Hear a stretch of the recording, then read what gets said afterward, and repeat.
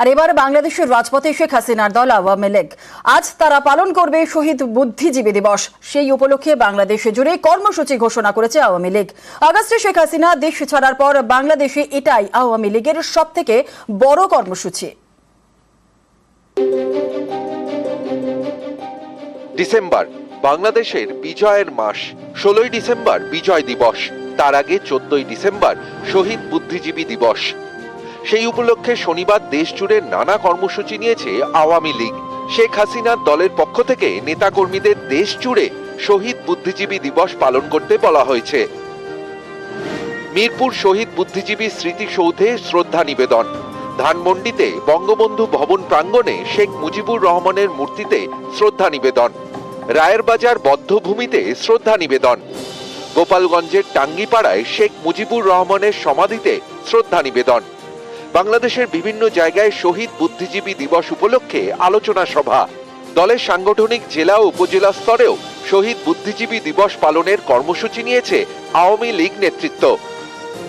মানুষের প্রতি দায়বোধ, দেশের প্রতি ভালোবাসা একটা মহলের এখন সহ্য হচ্ছে না। তারা চেয়েছিল রক্তের পদ্মা, গঙ্গা, যমুনা, সুরমা বয়ে যাওয়া, তাহলে তাদের রাজ্যে আবার জমে উঠবে দেশে বিদেশে।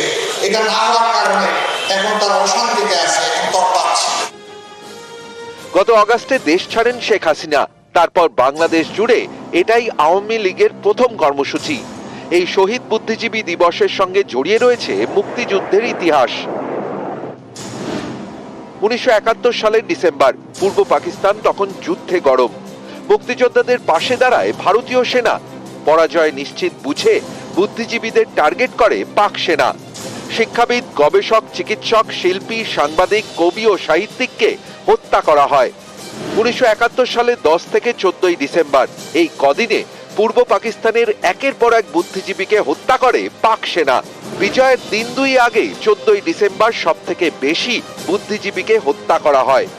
বাংলাদেশের প্রথম প্রধানমন্ত্রী তাজউদ্দিন আহমেদ এই দিনটিকে শহীদ বুদ্ধিজীবী দিবস বলে ঘোষণা করেন। তখন থেকে প্রতি বছর 14ই ডিসেম্বর শহীদ বুদ্ধিজীবী দিবস পালন করে বাংলাদেশ। গত 1.5 দশক ধরে বাংলাদেশে ক্ষমতায় ছিল আওয়ামী লীগ। এখন সে দেশে অন্তর্বর্তী সরকার। আওয়ামী লীগের প্রেসিডেন্ট শেখ হাসিনা দেশ ছাড়া। এই প্রেক্ষাপটে এবার বাংলাদেশ জুড়ে শহীদ বুদ্ধিজীবী দিবস পালনে উদ্যোগী আওয়ামী লীগ। শনিবার নানা কর্মসূচি, তার আগে শুক্রবার ঢাকা ও চট্টগ্রামে মিছিল করে আওয়ামী লীগের শাখা সংগঠন ছাত্রলীগ। তাদের দাবি শেখ হাসিনাকে বাংলাদেশে ফেরাতে হবে। নিউজ 18 বাংলা। আগস্ট থেকে অস্থির বাংলাদেশ। গোয়েন্দা রিপোর্ট অনুযায়ী শেখ হাসিনার দেশত্যাগ এবং বাংলাদেশে ইউনূস সরকার আসার পিছনে চীন পাকিস্তানের হাত রয়েছে। শুক্রবার ভারতের বিদেশমন্ত্রীর মন্তব্যেও তেমন ইঙ্গিত। চীন পাকিস্তানের সঙ্গে বাংলাদেশ আর এই 3 দেশ মিলে ভারতের বিরুদ্ধে ষড়যন্ত্র করতে পারে বলেও সিঁদুরে মেঘ দেখছেন অনেকেই। আবারও ভারতের সৌহার্দ্যের বার্তা। Certainly it is our hope that with the new dispensation in Bangladesh, we will settle down to a mutually beneficial and stable relationship. Bangladesh থেকে আবারও ভারত বিদ্বেষ, যুদ্ধের জিগির তোলার চেষ্টা। আমরা প্রত্যেকটি বাংলাদেশি নাগরিককে সামরিক ট্রেনিং দিয়ে প্রস্তুত করব যুদ্ধের জন্য।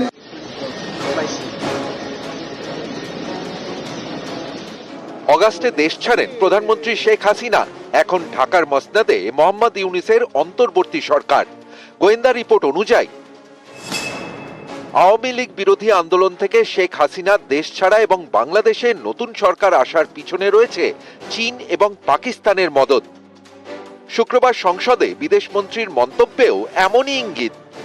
When we speak about neighborhood first policy, almost in every one of our neighboring countries, with the exception of Pakistan and China, we have had important development projects. That is the case with Bangladesh as well. বাংলাদেশকে চীন পাকিস্তানের মদদ। এই 3 দেশের যা ভৌগোলিক অবস্থান তাতে অনেকেই সিঁদুরে মেঘ দেখছেন। ভারতের উত্তর পূর্বে চীন, পূর্ব দিকে বাংলাদেশ এবং পশ্চিমে পাকিস্তান। এর মধ্যে বাংলাদেশের সঙ্গে ভারতের 4096 কিলোমিটারের আন্তর্জাতিক সীমান্ত। এর মধ্যে পশ্চিমবঙ্গের সঙ্গে 2217 কিলোমিটার। এই দীর্ঘ আন্তর্জাতিক সীমান্ত থাকা পড়শির সঙ্গে চীন পাকিস্তানের বন্ধুত্ব গাঢ় হচ্ছে বলেই দাবি। এই পরিস্থিতিতে এদিন বিদেশমন্ত্রীর মন্তব্য যথেষ্ট তাৎপর্যপূর্ণ। এই তিন পড়শি দেশ হাত মিলিয়ে ভারতের বিরুদ্ধে ষড়যন্ত্র করতে পারে বলেও অনেকে সিঁদুরে মেঘ দেখছেন। পাকিস্তানের ওপরে একটা নিয়ন্ত্রণ আছে, বাংলাদেশেও কিন্তু চীনের অনেক ইনভেস্টমেন্ট আছে, কিন্তু এটা ঠিক যে দুজনেই বাংলাদেশে ইন্টারেস্টেড। পাকিস্তানের ক্ষেত্রে ইন্টারেস্টিং হচ্ছে যে তারা এই যে সুযোগটা পাচ্ছে, বিশেষ করে যে র্যাডিক্যাল ফোর্স ইসলামিক ফোর্সেসের জায়গাটা হচ্ছে, সেই সুবিধাটা পেয়ে তারা আবার নতুন করে সম্পর্ক স্থাপন করার চেষ্টা করছে। বাংলাদেশ এই তিনটে রাষ্ট্রের মধ্যে ভারত বেষ্টিত রাষ্ট্র। বাংলাদেশকে ভারতের উপরে চাক বা না চাক অনেক কিছু বিষয় নির্ভর করতে হবে, কিন্তু অবশ্যই ভারতকে সতর্ক থাকতে হবে, এবং আমার ধারণা ভারত সতর্ক আছে। এবং বাংলাদেশকে সবচেয়ে আগে বুঝতে হবে পাকিস্তান এবং চীনকে পাশে পেয়ে আমরা ভারতকে খুব শায়েস্তা করতে পারবো। এই ন্যারেটিভটাই যদি কাজ করে তাহলে বাংলাদেশের পক্ষে লং টার্মে কাজ করা মুশকিল হবে। ভারত বাংলাদেশ সম্পর্ক বরাবরই বন্ধুত্বের, কিন্তু হালে সে দেশে যেভাবে সংখ্যালঘুদের উপর হামলা হয়েছে তাতে তৈরি হয়েছে চাপানুতর। বাংলাদেশের কট্টরপন্থীরা ভারতের নানা অংশ দখলের মতো হাস্যকর সব হুমকি দিচ্ছে, লাগাতার চেষ্টা করছে যুদ্ধ জিগির তোলার। আমরা প্রত্যেকটি বাংলাদেশি নাগরিককে সামরিক ট্রেনিং দিয়ে প্রস্তুত করব যুদ্ধের জন্য। প্রত্যেকটি ছাত্র যেন রাইফেল চালাতে জানে, সামান্য field craft basic military training তাদেরকে আমরা দেব, যাতে করে কেউ আমাদের দিকে কোনো রক্ত চক্ষু দিয়ে দৃষ্টিপাত করতে না পারে। ভারত কিন্তু সৌহার্দ্যের বার্তাই দিয়ে যাচ্ছে। 9 ডিসেম্বর ঢাকায় গিয়ে বৈঠক করেছেন বিদেশ সচিব, আর এদিন সংসদে বার্তা বিদেশ মন্ত্রী। Certainly, it is our hope that with the new dispensation in Bangladesh, we will settle down to a mutually beneficial and stable relationship. With regard to the treatment of minorities in Bangladesh, it has been a source of concern. There have been multiple incidents of attacks on them. We have drawn our concern to their attention, and it is our expectation that in its own interest, Bangladesh would take measures so that its minorities are safe. News 18 Bangla. অর্পিতার পর এবার পার্থর জামিন। ইডির মামলায় 1 ফেব্রুয়ারির মধ্যে জামিনের নির্দেশ সুপ্রিম কোর্টের। শীর্ষ আদালত নির্দেশ দিয়েছে 31 ডিসেম্বরের আগে চার্জ গঠন করতে হবে, জানুয়ারির মধ্যে শেষ করতে হবে সাক্ষ্য গ্রহণ। আর এই প্রক্রিয়া শেষ হলেই শর্ত সাপেক্ষে জামিন দিতে হবে পার্থ চট্টোপাধ্যায়কে, নির্দেশ সুপ্রিম কোর্টের। শিক্ষা নিয়োগ দুর্নীতি মামলা। গত 25 নভেম্বর ইডির মামলায় জামিন পান পার্থ চট্টোপাধ্যায় ঘনিষ্ঠ অর্পিতা মুখোপাধ্যায়। এবার প্রাক্তন শিক্ষামন্ত্রী পার্থ চট্টোপাধ্যায়কে জামিন দেওয়ার নির্দেশ সুপ্রিম কোর্টের। সুপ্রিম কোর্টে পার্থর জামিন মামলার শুনানি শেষ হয় 4 ডিসেম্বর। রায়দান স্থগিত রাখেন বিচারপতিরা। শুক্রবার রায় দেন। প্রাক্তন শিক্ষামন্ত্রী পার্থ চট্টোপাধ্যায়ের জামিন মঞ্জুর করে সুপ্রিম কোর্ট। দেশের সর্বোচ্চ আদালতের নির্দেশ, শীতকালীন ছুটি অথবা 30 ডিসেম্বরের আগে চার্জ গঠন করতে হবে ট্রায়াল কোর্টকে। জানুয়ারির মধ্যে শেষ করতে হবে গুরুত্বপূর্ণ সাক্ষীদের জিজ্ঞাসাবাদ। 1 ফেব্রুয়ারি জামিন পাবেন পার্থ, তার আগেও পেতে পারেন। চার্জ গঠন এবং সাক্ষীদের বয়ান নেওয়া হলে অবিলম্বে জামিন পাবেন পার্থ। সুপ্রিম কোর্টের এই নির্দেশ, জামিন পেলেও কোনো সরকারি পদে থাকতে পারবেন না পার্থ। তিনি বেহালা পশ্চিমের বিধায়ক। ট্রায়াল কোর্টে বিচার চলাকালীন একমাত্র ওই পদেই তিনি থাকতে পারবেন। সাধারণত আদালত আবেদন মঞ্জুর করলে সঙ্গে সঙ্গে জামিন হয়, কিন্তু এক্ষেত্রে প্রায় 50 দিন পর জামিন, যা নজিরবিহীন বলেই অনেকের মত।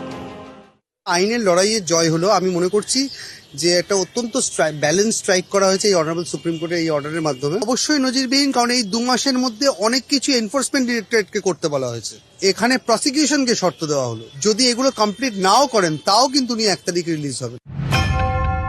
2022 সালের 22 জুলাই শিক্ষা নিয়োগ দুর্নীতি মামলায় পার্থর নাকতলার বাড়িতে পৌঁছয় ইডি। ইডি সূত্রে দাবি, পার্থর বাড়িতে উদ্ধার হওয়া নথির সূত্র ধরেই তদন্তকারীরা হানা দেন পার্থ ঘনিষ্ঠ অর্পিতা মুখোপাধ্যায়ের ফ্ল্যাটে। সেখানে মেলে টাকার পাহাড়।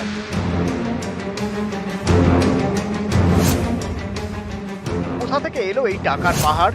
ইডি সূত্রে দাবি করা হয়, অর্পিতা নাকি বলেন উদ্ধার উদ্ধার হওয়া টাকা পার্থ চট্টোপাধ্যায়ের। এ বিষয়ে ইডি পার্থকে প্রশ্ন করলে তিনি নাকি সদুত্তর দিতে পারেননি। এরপরই 23শে জুলাই পার্থ চট্টোপাধ্যায়কে গ্রেপ্তার করে ইডি। তারপর থেকে তিনি জেলবন্দি। ইডির সেই মামলায় পার্থকে জামিনের নির্দেশ সুপ্রিম কোর্টে। তবে এখনই পার্থর জেল মুক্তির সম্ভাবনা নেই, কারণ পার্থর বিরুদ্ধে সিবিআই এর মামলাটি নিম্ন আদালতে বিচারাধীন। এখনো তাতে জামিন পাননি পার্থ চট্টোপাধ্যায়। নিউজ 18 বাংলা।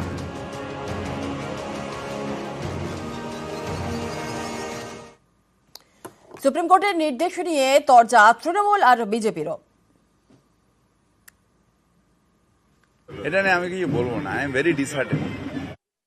দেখুন, বেল পেলে করে এই মুহূর্তে পার্থ চট্টোপাধ্যায় জেলের বাইরে যেতে পারছেন না, আর জেল থেকে বেরোনোরও কোনো সম্ভাবনা নেই, কারণ ওই ফেব্রুয়ারির 25 তারিখের মধ্যে আমার মনে হয় ইডি চার্জশিট দিয়ে সমস্ত তথ্য প্রমাণ দিয়ে প্রমাণ করে দেবে। মানে তো ওনার বান্ধবীর বাড়ি থেকে 51 কোটি টাকা পাওয়া গেছে দুটো ফ্ল্যাট থেকে, জেলে থাকবে এরপরে আর